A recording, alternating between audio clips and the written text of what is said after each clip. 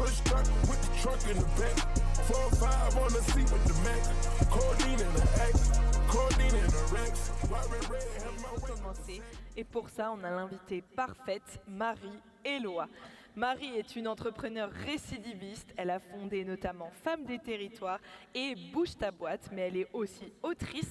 Les femmes sauveront-elles le monde? C'est son dernier livre. Mais aussi, elle préside à différents conseils d'administration. Elle est administratrice, toujours engagée pour la mixité. Marie, viens nous rejoindre sur scène.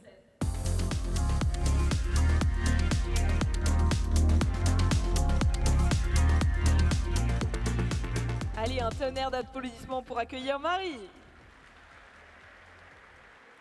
Marie, enchantée, merci d'être avec nous. Pour commencer, tout simplement, est-ce que tu peux nous raconter ton rebond?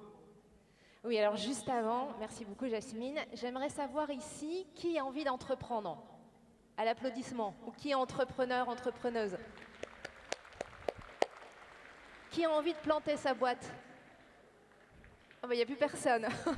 Moi, j'étais comme vous. J'ai commencé à être entrepreneuse il y a plus de 10 ans pour contribuer à développer la mixité dans l'économie, parce que c'est vraiment ce qui m'anime, faire en sorte qu'il y ait autant d'entrepreneuses que d'entrepreneurs en France, parce qu'aujourd'hui, il y a un sacré déficit. Et pourtant, on estime que s'il y avait autant d'entrepreneuses que d'entrepreneurs, il y aurait 145 milliards d'euros de valeur économique supplémentaire en France, ça c'est selon McKinsey. Donc on a besoin de vous si vous êtes une future entrepreneuse. Et si vous êtes un futur entrepreneur, soutenez les entrepreneuses et les porteuses de projets autour de vous. Donc j'ai commencé il y a 12 ans à essayer d'initier des cercles d'entrepreneuses un peu partout en France. Donc je mettais sur Facebook à l'époque, je viens dans votre ville pour développer un réseau, et je me retrouvais avec mon kakémono devant une dizaine de femmes qui ne savaient pas trop pourquoi elles étaient là, et je leur disais allez, on va créer un réseau. Et finalement on a créé des centaines de cercles en France, des milliers d'entrepreneuses qui agissaient ensemble, et j'ai créé du coup les 2 plus grands réseaux français, comme tu l'as dit Jasmine, Femmes des Territoires pour la création d'entreprises, qui est dans une centaine de villes, qui a accompagné 20 000 entrepreneuses, et Bouge ta boîte, qui était dans 175 villes, qui organisait 5 000 réunions de travail par an et qui était le plus grand réseau business en France et même en Europe. Et puis, tout à l'heure, on parlait de rentabilité. Nous, on savait que pour Bouge ta boîte, on était rentable à un certain seuil. Femmes des Territoires, c'est une association, donc on vit du mécénat et ça se développe fortement. Et pour Bouge ta boîte, on savait qu'on était rentable à un certain seuil, et on a bien subi la dissolution, l'arrivée de Trump, le recul des financements sur la mixité. Et on a vu notre chiffre d'affaires dangereusement chuter depuis un peu plus d'1 an. Et donc j'ai commencé à faire un premier plan social, ce qui a été extrêmement éprouvant parce qu'on a été une équipe très solidaire, mais nos salariés étaient bien protégés parce qu'en France, on a la chance d'avoir un CSP, ce qui permet aux salariés d'avoir 2 ans de salaire puis le chômage. Et puis on s'est dit, c'est pas grave, on va tout remonter. Donc on est reparti faire un tour de France, parce qu'on a fait plusieurs tours de France de l'entrepreneuriat depuis 10 ans. Et ça suffisait pas.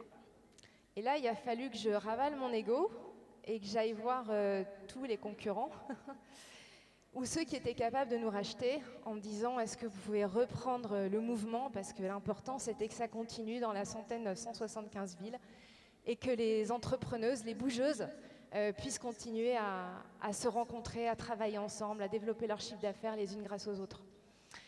Et je suis allée les voir, on a reçu 3 offres fermes au tribunal, ce qui est conséquent. Et comme il y en avait une plus élevée que les autres, on a travaillé avec eux, avec mandataires judiciaires, c'est tout un nouveau monde que j'ai découvert, avocats, représentants du personnel. Et le but, c'était que le mouvement continue, les salariés soient repris, etc. Et nous, on avait prévu notre trésorerie jusqu'au moment de la session. Et la veille au soir de la session, les repreneurs se sont désistés. Et donc on s'est retrouvés à 8h du matin au tribunal. Au lieu de reprendre le mouvement et que ça reparte, on s'est retrouvés en liquidation judiciaire. Donc dans l'heure, j'ai dû annoncer à tous les salariés qu'ils étaient licenciés. Et c'était extrêmement dur pour cette équipe solidaire. Et puis faire une communication sur les réseaux sociaux qui était complètement différente de celle qu'on avait prévue. On avait dit bouge ta boîte, rejoins tel groupe. Et là, c'était pour dire c'est la fin. Et au moment d'appuyer sur le bouton, j'avoue que j'ai failli tomber dans les pommes tellement j'avais mis toute ma vie dans cette entreprise. Et mon équipe était pareil, on était tout entourés ensemble et on a appuyé ensemble sur le bouton sur les réseaux sociaux. Et puis j'ai fait un blackout pendant 2 jours, je me rappelle de rien, je me suis juste retrouvée 2 jours plus tard en train de lessiver les murs de la cuisine. Et quand on connaît mon appétence pour le ménage, je vous assure que ça montre qu'il y avait un sacré choc.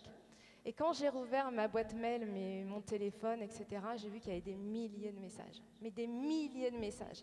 Pas pour dire « oh, c'est dommage », pour dire « vous avez changé notre vie » avec les cercles d'entrepreneuses.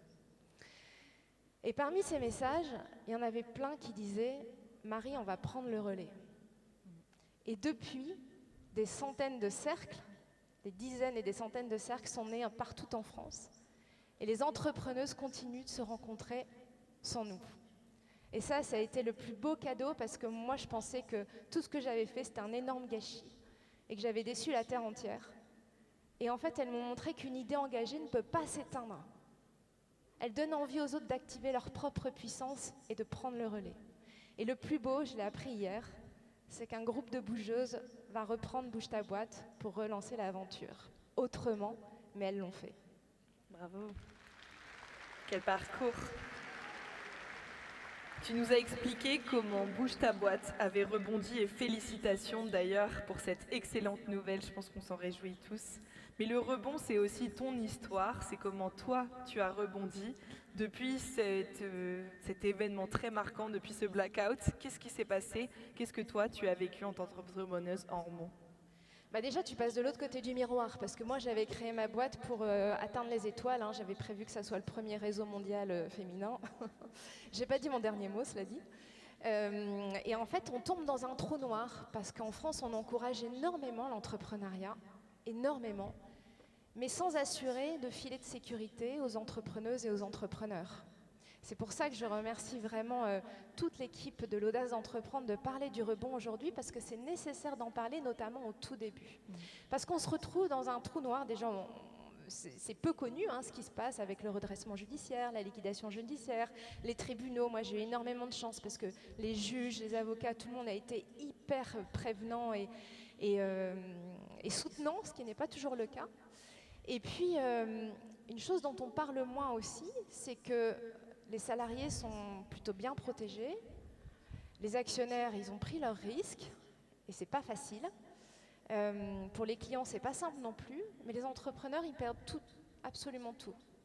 C'est-à-dire que du jour au lendemain, tout est coupé, la boîte mail, tout ce qu'on a construit pendant des années, et puis il n'y a plus du tout de revenus. Moi, j'avais prévu d'être en prestat avec le repreneur, et du coup, du jour au lendemain, tu te retrouves sans rien. Pas de filet de chômage, pas de sécurité, etc. Et ça, c'est un énorme tabou parce que quand on parle autour de toi, les gens ils détournent vite le regard parce qu'ils se disent il y a tellement de peur que ça leur arrive aussi à leur tour. Donc on ne parle pas de ce sujet-là, c'est pour ça que je suis là aujourd'hui. C'est parce qu'il y a des associations comme 60 000 rebonds qui parlent de ce sujet et c'est indispensable. Parce que plus on parlera de ce que c'est l'entrepreneuriat, plus on assurera un filet de sécurité aux entrepreneuses et aux entrepreneurs, et plus on verra que les épreuves, ça fait partie de la vie de l'entrepreneur. C'est pas tout est rose, tout est facile, et il n'y a que le succès qui peut être là. Il y a aussi le rebond, et c'est important, c'est vraiment important de libérer cette parole. Moi, quelques mois auparavant, j'ai eu un ami qui m'a appelé, mais c'était vraiment un hasard, et ça faisait quelques temps que je n'avais pas eu de ses nouvelles. Et il m'a dit, tu sais Marie, on vient de fermer la boîte, on avait créé l'entreprise en même temps. Et on vient de fermer la boîte, le repreneur s'est désisté au dernier moment. Je me suis dit, dis donc, il ne devait pas être très doué parce que si il s'est désisté au dernier moment, il devait y avoir un loup quelque part. Et non, en fait, je me suis rendu compte que c'était quand même assez courant. Et ensuite, il m'a dit, j'ai été opéré du cœur. Ça aussi, ça m'a marqué parce qu'effectivement, il avait mis toute sa vie dans l'entrepreneuriat, peut-être un peu trop. Et ensuite, il m'a dit, mais tu sais, après, t'inquiète, ça va. Ce qui fait que quand ça m'est arrivé, je me suis dit, mais il m'a dit, t'inquiète, après, ça va. Et quelques semaines plus tard, j'ai vu une entrepreneuse que j'adore, qui est très, très costaud, et qui m'a regardée. Vraiment, je voyais qu'elle avait du mal à respirer. Elle m'a dit, tu sais, il m'arrive la même chose que toi. Comme elle avait du mal à respirer, j'ai mis les pieds dans le plat, et je lui ai dit, tu sais, c'est normal d'avoir l'impression de décevoir la terre entière, que tout s'écroule autour de toi, que tu ne sais pas comment tu vas rebondir et que quand le RER passe, tu peux avoir envie de te jeter dessous, même si tu ne vas pas le faire, tu peux en avoir envie. Et là, j'ai vu ses yeux s'éclairer et elle m'a dit, tu sais, c'est exactement ce que je ressens. Et juste d'en parler, ça peut vraiment changer l'issue. En tout cas, moi, ça m'a énormément aidé. Ça peut vraiment changer l'issue et se dire, mais en fait, c'est qu'une entreprise. C'est pas notre vie, c'est qu'une entreprise. Et après, ça va. Sacrée histoire. Merci en tout cas de nous sensibiliser au rebond et puis surtout à ces histoires sans regret, parce que finalement c'est ça que tu dis, c'est que tu n'as aucun regret et tu le referais encore et encore. Parfois c'est pas de notre ressort. Je vais te poser la même question pour terminer que j'ai posée à chacun des intervenants. L'entrepreneuriat pour toi, en un mot, c'est c'est vivre pleinement. Parce que ça soit dans les hauts, dans les bas, quand on est dans l'action, c'est ça qui enclenche la joie de vivre. C'est ça qui donne l'impression de contribuer à l'impact sur ce monde. Et la vie est tellement courte qu'il faut en profiter et tout donner. Même si parfois c'est difficile, il y a toujours quelque chose derrière de positif. Donc vivre pleinement, c'est ça l'entrepreneuriat. Merci Marie, merci. Je veux un tonnerre d'applaudissements pour Marie. Merci pour ta vulnérabilité, ton honnêteté. Merci à toi pour ce retour d'expérience.